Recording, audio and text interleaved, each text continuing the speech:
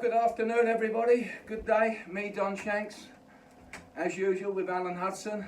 Welcome to Pub Talk. We're going to talk about the results this week so far and tonight's games in the Premier League. So we'll start with Tuesday. We'll go straight into a big London derby, South v West, Palace versus Chelsea. I said South Londoners don't like this, don't I? But they were so unlucky.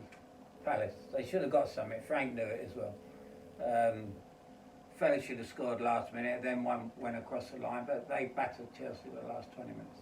Yeah, I mean they did. I'm a bit worried about sort of Chelsea. I mean I like the style of football. Yeah, they are attacking well, but sometimes you just got to close the game out and grind it out and get a result.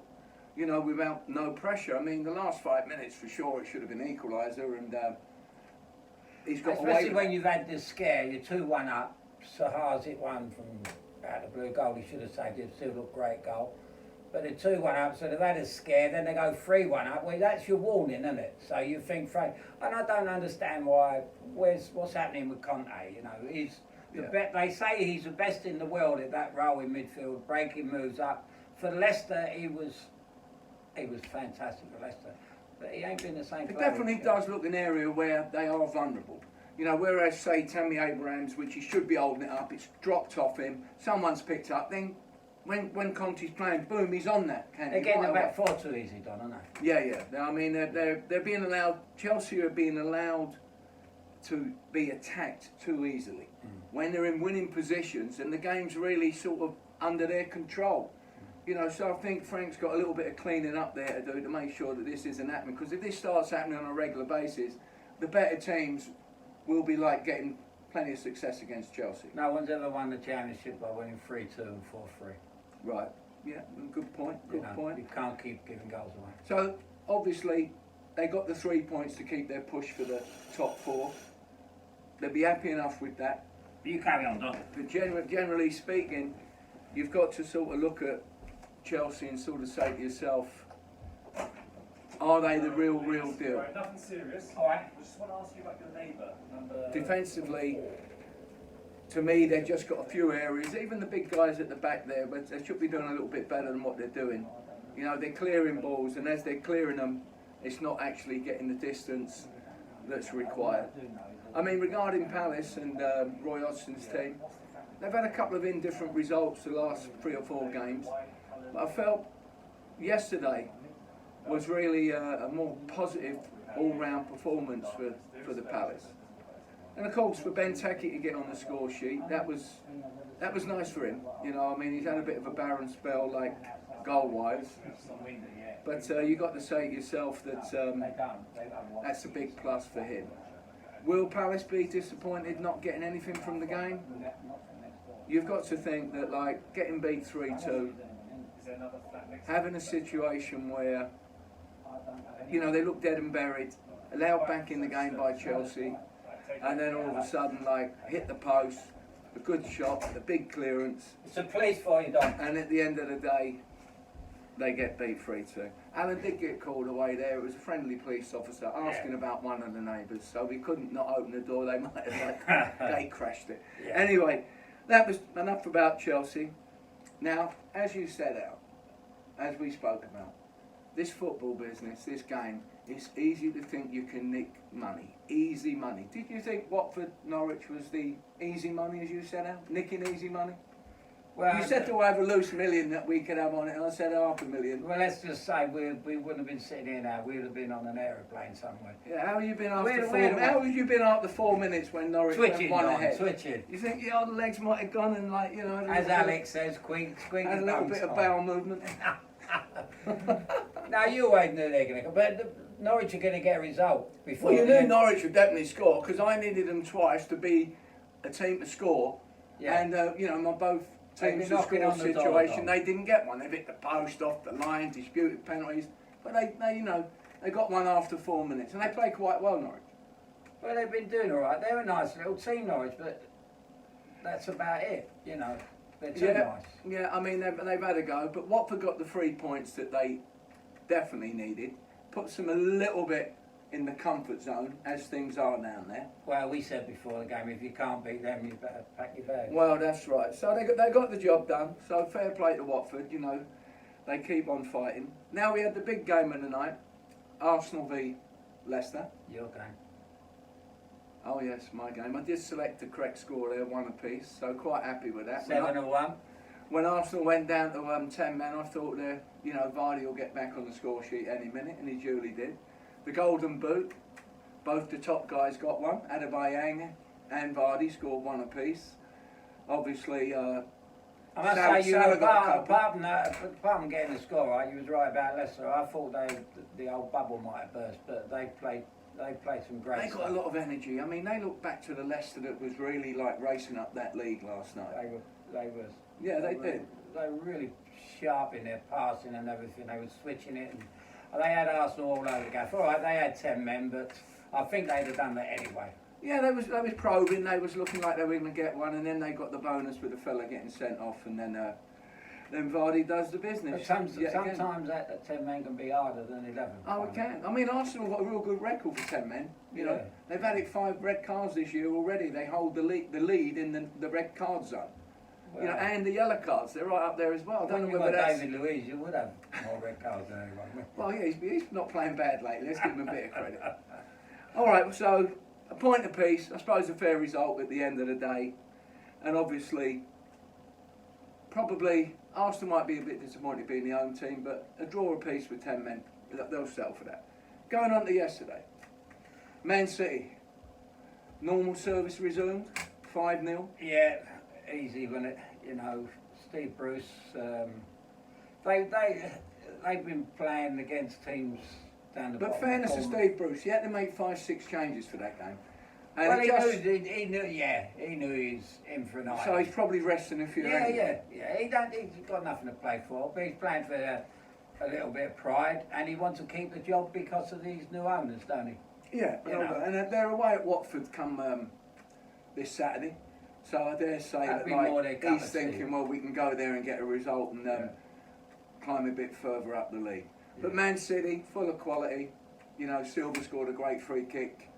You know, they can put a show. Well, when that result comes up on like last night, it doesn't surprise you, does it? You think that's Man City. If you let them do that, they're going to do. I mean, I fancy Man United being the top goal scorers since the lockdown, but now they've bombed in 5 here. Man City last night, they got 4 against Liverpool. Yeah. They were up there. They got a 0 at Southampton, so they've sort of scored 9. You know, if you're a Manchester football fan right now, you're getting a feast of goals up there. Yeah, and Man City hadn't scored away since Christmas. Yeah. So as we said, normal service resumed there. Then we're going on to the champs, the Premier League winners, Liverpool, heading down to the Amex in Brighton. They got an easy 2-goal lead after 8 minutes. And he thought, well, this is going to be a doddle, but it didn't quite turn out that way, did it? They give them 2 goals in 7 minutes, 2 bad defensive errors, exactly what they did against Manchester United the other week. That's right. Yeah. And there's us, or me in particular, I said, you know, they're the team that don't give goals away too easily after the lockdown, and there they are giving silly goals away at the beginning of the games. Are they getting a little bit complacent? Do they think they're better players than what they are? These 3 big centre halves, you know, they're 6'7" giants, and they're trying to do drag backs and 1-2s and all that. You know, who are they? I mean, I felt Brighton. You know, they had a right go, Brighton. I mean, let 2-0 down. Result gone. Yeah, at 2-0 down, it could have been a whitewash, 4-5, but they sort of grinded it out. They had a right go, had a few good chances, and this Leandro Trossard, what a good player this kid is.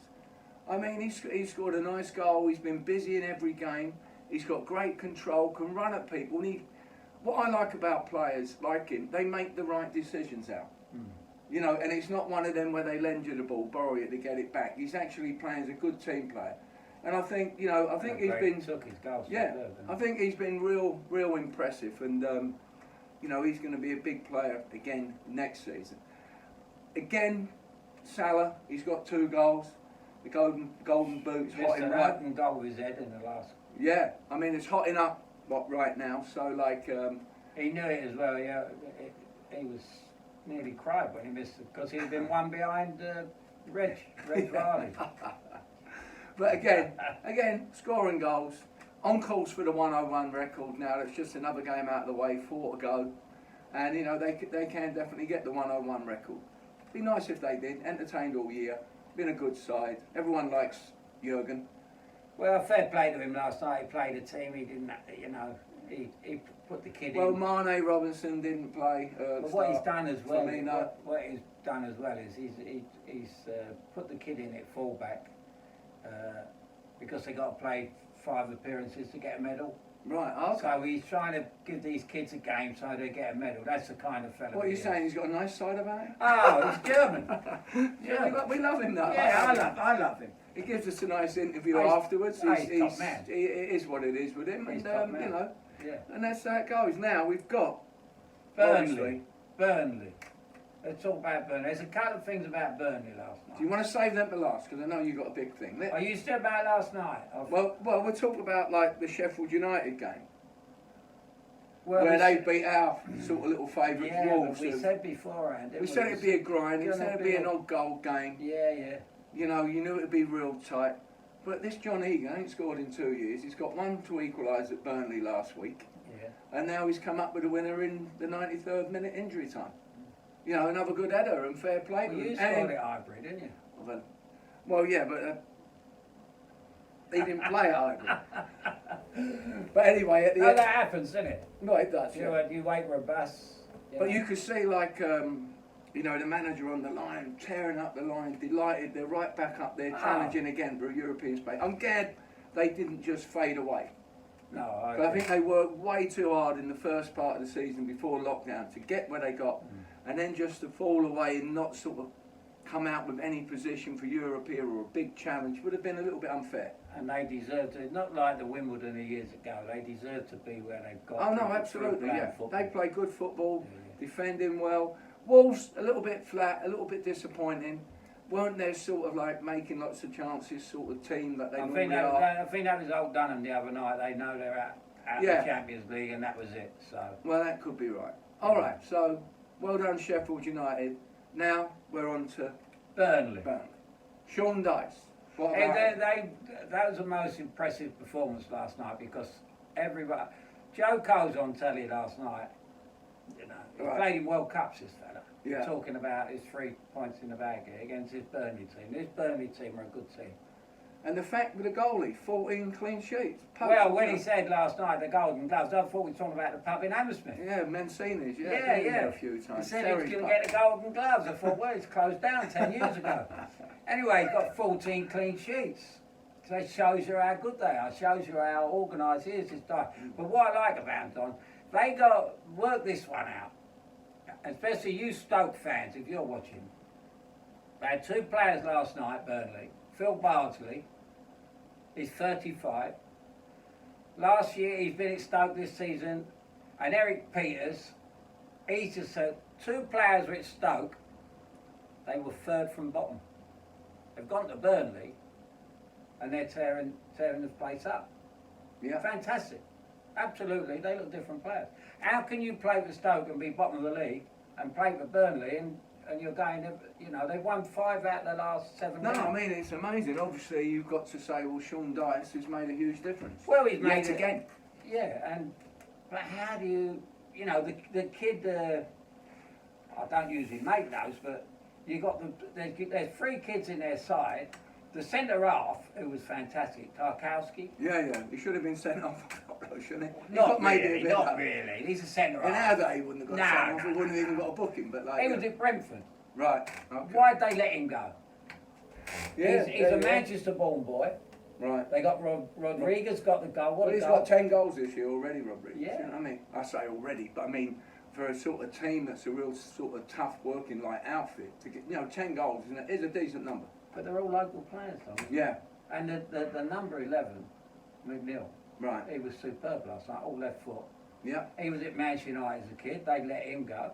Right. Now he's at Burnley, doing it at Burnley. So some we're talking about not really their academy, but when you're bringing in young players from Burnley around the Manchester area and getting these results, and he's standing there, he's having arguments with the board about money.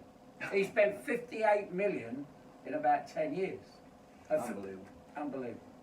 So that was a great result with them. But West Ham, they look as though they may be safe. They go to Norwich this weekend, I think it is.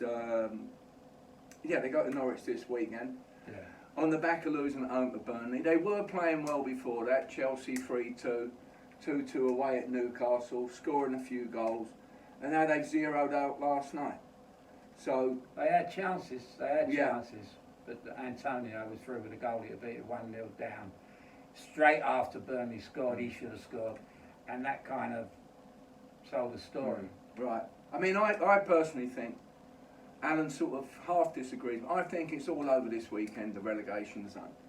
If Bournemouth, We're going down to the last day, Donald. well, no, I don't think so, because if Bournemouth get beat with Spurs tonight, or don't get nothing, and Villa play Man U and get nothing, we are going to be in a situation where this weekend's games, where obviously Watford play Newcastle at home, Watford have fancied their chances to get something, if not all the points. West Ham, well, if they don't go to Norwich and get something, there'll be a steward's inquiry. And then at that point, you're looking and you're saying, well, Bournemouth have got Leicester at home. Leicester are back on song right now. And like the Villa play on Monday. So if, and we use that word if, as you say, Yeah. if all of a sudden Bournemouth and Villa don't get nothing tonight, they're 4 points and 3 points behind. And then the weekend comes again, and both West Ham and Watford win. I think it's just that's the end of it. Because I can't see them pegging I've back. heard this And they've got the worst goal differences out. It's a massive difference. So a draw is no good to them. They've got to win the games. So to me, I think if results tonight don't go in Bournemouth's favour, and Villa don't get something, I can't really see them coming back with the other guys got easier games this weekend. Well, there isn't any easier games, but you'd rather play Norwich, who are bottom, than Liverpool at the top. So to me, that would be an easier game, mindset-wise, for the West Ham players to say, well, come on, we've got to have a right go at these. We know they're vulnerable, and we'll get goals. And maybe they will, maybe they won't. And I think the same with Watford against Newcastle. If you fancy playing someone, who just got done 5-0, got a few injuries, got nothing to play for really, and you think you get the job done against them. So I fear the worst for Bournemouth and Villa if they don't get something out tonight. Well, we've feared the worst for them all along, haven't we? I mean, I fancy Bournemouth, said the other day, to get a couple of goals. Whether they will tonight, and if they do, will that be enough? I don't know. it wouldn't surprise me to see Bournemouth beat Spurs. Spurs are Yeah, not- well, I fancy 3 goals or more in that game, whatever way it works round. That'd be my little bet for tonight, folks. Bournemouth, Tottenham, 3 goals or more. So anyway, from me, Don, from Alan, to all you guys out there, hope you've enjoyed Pub Talk today. Stay safe. Hope your team wins, as we always say, and we'll see you before Saturday's games. So from me, Don, bye. Spanish or Italian? Molto bene. Bellissimo. Bellissimo.